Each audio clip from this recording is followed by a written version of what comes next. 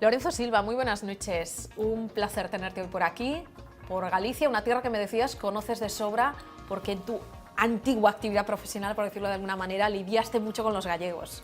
Buenas noches, pues sí, la verdad es que bastante y muy a gusto, y muy a gusto de volver siempre. ¿Que dices que somos muy litigadores o qué? Sí, las cosas como son. Yo trabajaba de abogado en una gran compañía y por tanto me tocaban los pleitos y sí, unos cuantos tuvimos por aquí. Somos duros de roer.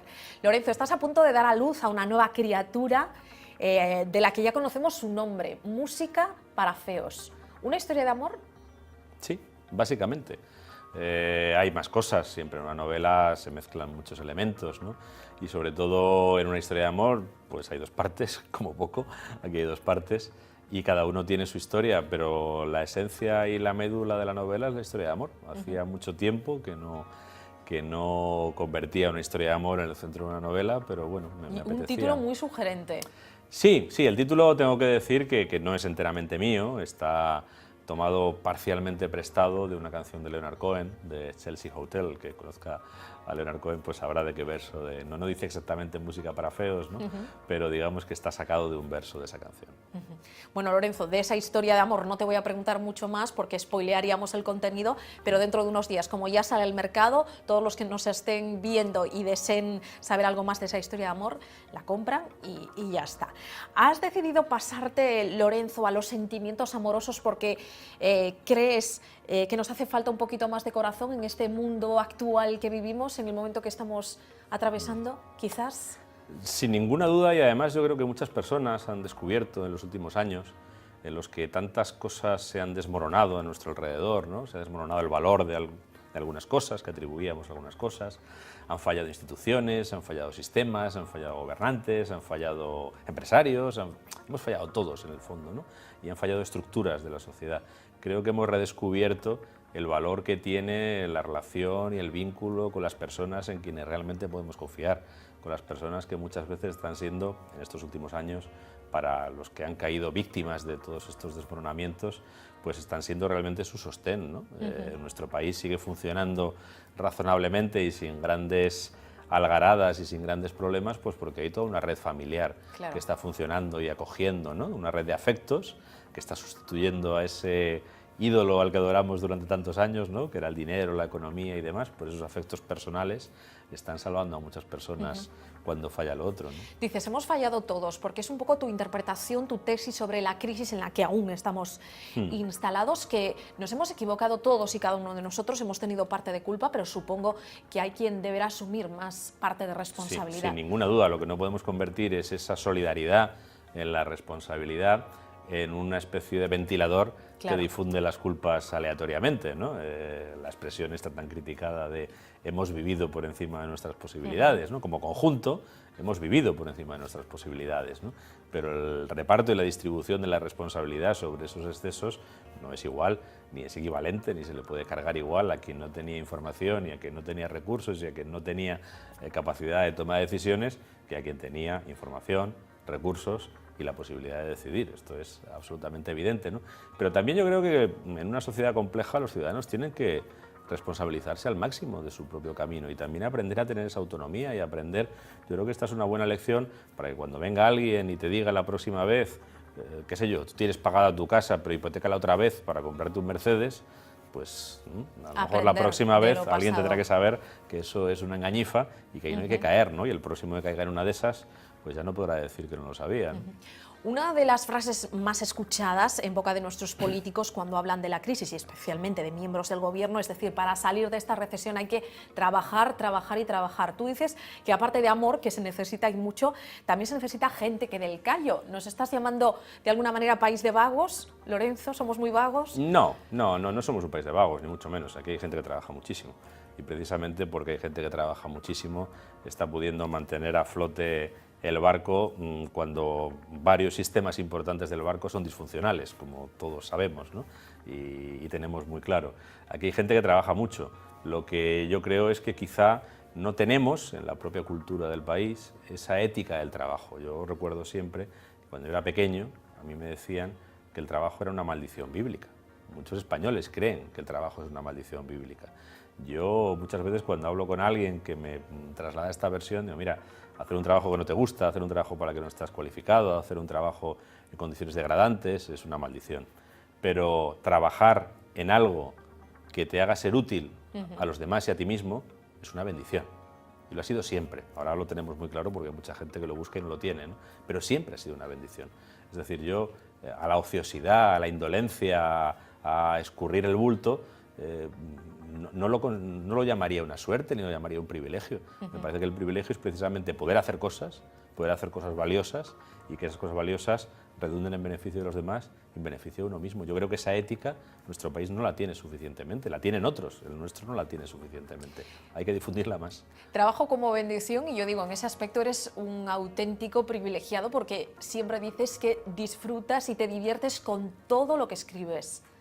Es que si no, no lo haría. La verdad es que a mí me ha costado mucho esfuerzo y he tenido que echar muchas horas en otras cosas por dedicarme a la literatura, ¿no? Yo, por ejemplo, pues me hice abogado y trabajé muchos años como abogado y para poder tener esta libertad como creador, para poder permitirme en esta faceta de mi vida, que al final ha acabado ocupándolo todo, porque bueno, pues he tenido suerte o he tenido el apoyo de unos lectores o digamos que me he esforzado para tenerlo, pero también es verdad que la fortuna me ha acompañado un poco, he tenido la posibilidad de dedicarme plenamente a esto, ¿no? Pero cuando no la tenía, pues trabajaba en otras cosas, el tiempo que necesitaba a fin de, bueno, pues de conservar esta libertad. Y yo cuando me siento a escribir una novela no estoy cumpliendo ningún mandato de nadie, estoy cumpliendo pura y simplemente mi deseo y mi convicción como novelista. Aunque ahora nos cuesta ver una imagen de Lorenzo Silva con dificultades para llegar a fin de mes y dificultades para pagar las facturas, y mantienes que la profesión, entre comillas, de escritor es bastante más proletaria de lo que la gente cree. Sí, sí, sí, sin duda. Y bueno, yo llego a fin de mes, pago mis facturas, tengo 4 hijos, lo que quiere decir que no llego, no soy rico, no soy millonario, soy un trabajador. Yo dependo de mi trabajo de cada mes y mi trabajo de cada mes me permite mantener a mi familia, pero se basa en el trabajo, no se basa en pegar pelotazos. Yo no pego pelotazos, yo trabajo todos los años, cada año intento tener un libro, 2, intento que sean buenos, intento que interesen a los lectores, pero detrás de cada libro hay muchas horas, no hay ninguna idea feliz, ni genial, ni una bombilla que de repente me dé un pelotazo, hay muchas horas detrás de cada libro. Mantiene Lorenzo Silva que la corrupción es un fenómeno inevitable, extensible a todos los colectivos y por lo tanto la solución no pasa por poner medidas preventivas, en tanto que es un fenómeno inevitable, sino por convencer a la gente corrupta o potencialmente corrupta de las consecuencias que eso puede tener para ella, pero a tenor de lo que está pasando en España no parece que a muchos les esté saliendo demasiado caro.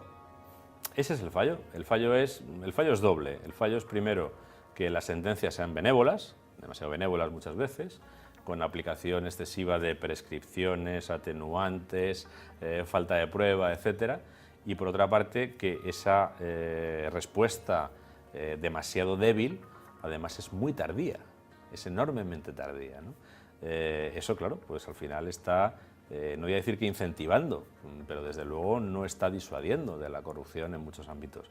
Hay ámbitos donde sí. Yo, por ejemplo, una de mis novelas, La marca del meridiano, que habla de la corrupción policial, una de las historias que yo quería contar es como, bueno, digamos que no todas las corrupciones son iguales ni tienen el mismo tratamiento, ¿no?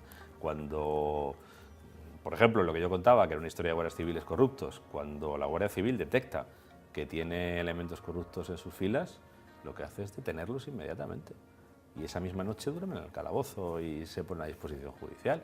Y no hay ningún guardia civil diciendo, pues vamos a ver, presunción de inocencia, vamos a... No, ellos mismos son conscientes de que cuando hay un elemento que está saliéndose de su deber y que además está trabajando en contra de los ciudadanos y no a favor, son ellos los primeros interesados en neutralizarlo. A mí lo que me sorprende es que haya otros colectivos que cuando aparecen estos elementos, en lugar de mostrar este interés en neutralizarlos cuanto antes, parecen tener un interés en demorarlo, en dilatarlo, en esperar, en a ver si queda en nada. Eso es lo que me parece incomprensible por parte de esos colectivos, porque creo que no están contribuyendo a su propio saneamiento. Y bueno, pues alguno de esos colectivos pues lo ha pagado bastante caro, ¿no? Esas pérdidas de apoyo, esas pérdidas, tienen que buscarlas ahí, me parece, ¿no? En esa suavidad, en esa comprensión excesiva hacia tus propios elementos que han demostrado ser indignos de confianza. Eso me parece, aparte que me parece poco ético, me parece un error estratégico espectacular. La Guardia Civil es uno de los protagonistas más importantes, digamos, entre los personajes de tu obra, tu ya dilatada obra, Lorenzo. ¿Te has atrevido a mojarte o te vas a atrever a situar como protagonistas también a otros colectivos, como políticos, banqueros o empresarios, o siempre como personajes secundarios? No, de hecho, mira, una de mis primeras novelas, La flaqueza del bolchevique, tiene como protagonista un banquero de inversión, cuando nadie sabía quiénes eran los banqueros de inversiones, ¿no? Cuando los Lehman Brothers y toda esta gente estaban en esa sombra, ¿no? Que también les ha venido.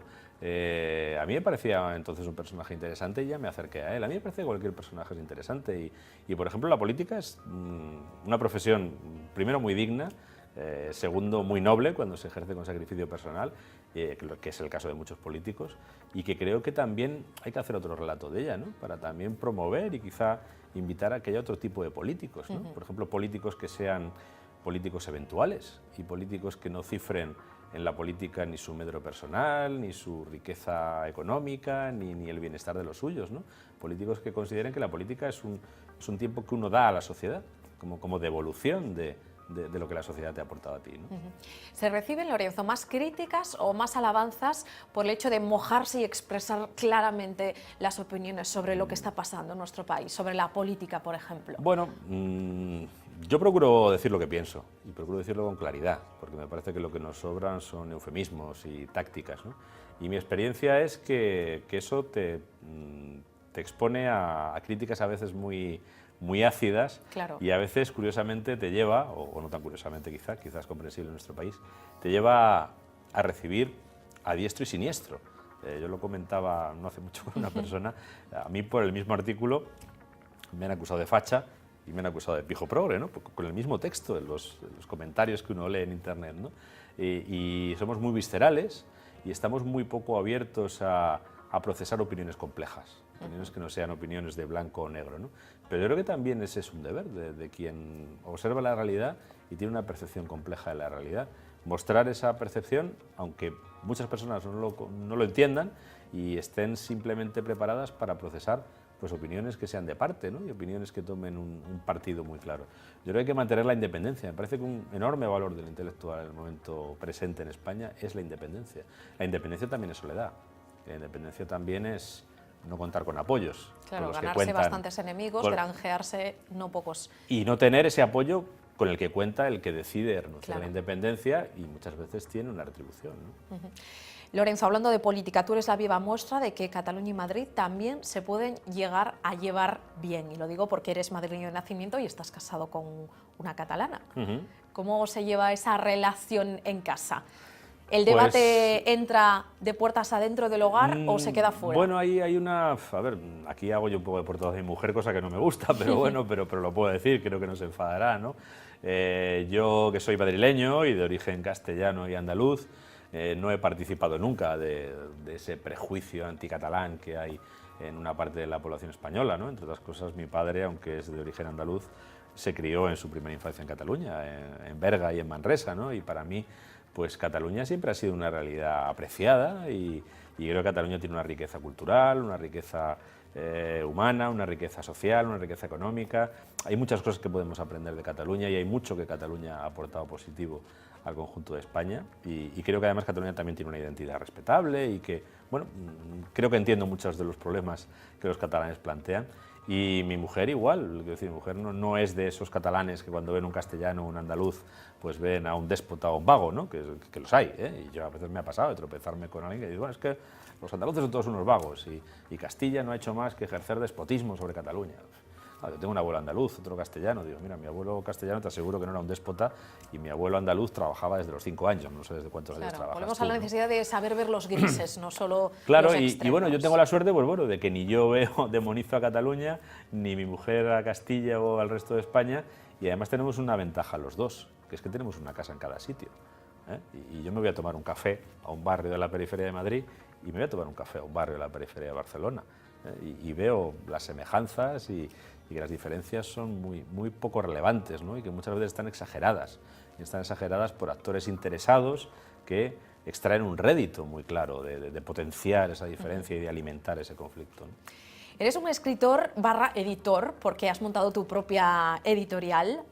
muy comprometido con las nuevas tecnologías. Y yo te pregunto, Lorenzo, en este momento de informes PISA sobre las capacidades de comprensión lectora del alumno que nos dejan en un puesto, la verdad, del que no podemos presumir con respecto a otros países europeos, ¿Internet, las nuevas tecnologías están haciendo más daño o más bien a la lectura, a las capacidades de los adolescentes, por ejemplo, españoles? Yo no creo que sea la herramienta es utilizable para muchas cosas. Internet es, un gran difusor de contenidos audiovisuales que invitan a las personas a renunciar al relato verbal de la realidad, ¿no? Pues los chavales de 15 años que están con el teléfono y les preguntas y te dice, ¿qué estás haciendo? Y te dicen, ver vídeos, ¿no? Que es una respuesta, ver vídeos. La respuesta, si la analizamos, es terrible en el fondo, ¿no? Eso es Internet. Pero Internet también es, por ejemplo, para mí, que soy escritor, la posibilidad de, cuando escribo una novela, acceder online a toda la Biblioteca Nacional de Francia, que está digitalizada en Internet. Claro. De hecho, tu obra está digitalizada, decidiste hacerlo, Lorenzo. Yo he digitalizado toda mi obra. Convencido de las bondades de esa opción. Sí, claro. Entonces, bueno, es una herramienta, depende cómo la utilizamos. La cuestión es que no estamos sabiendo utilizarla bien, los adultos, no estamos enseñando a los niños a utilizarla bien y estamos potenciando unas virtualidades de Internet en detrimento de otras. Nos ha pasado algo muy parecido con la televisión. La televisión es una herramienta maravillosa, magnífica, de conocimiento, de entretenimiento, de instrucción, de reflexión, de narración. Las series que están haciendo los norteamericanos últimamente, ¿no? ¿Por qué buena parte de la televisión que se hace es todo lo contrario de eso? No por el medio a la vista está, ofrece la otra posibilidad. Lo que pasa es que hay personas que deciden explotar esa herramienta en una dirección muy concreta, ellos sabrán por qué, pero eso no es la herramienta, es la utilización de la herramienta. Lorenzo Silva, ha sido un placer hablar esta noche contigo y recordar pues esa música para feos que en cuestión de días estará en las librerías y en todos los soportes tecnológicos en los que ya se puede ver tu obra. Simultáneamente, eso por supuesto. Lorenzo, muchas gracias. Muchas gracias a vosotros. Nosotros nos vamos, se quedan como cada noche con Vía V. Volveremos mañana en torno a las 9 menos 5 de la noche. Adiós.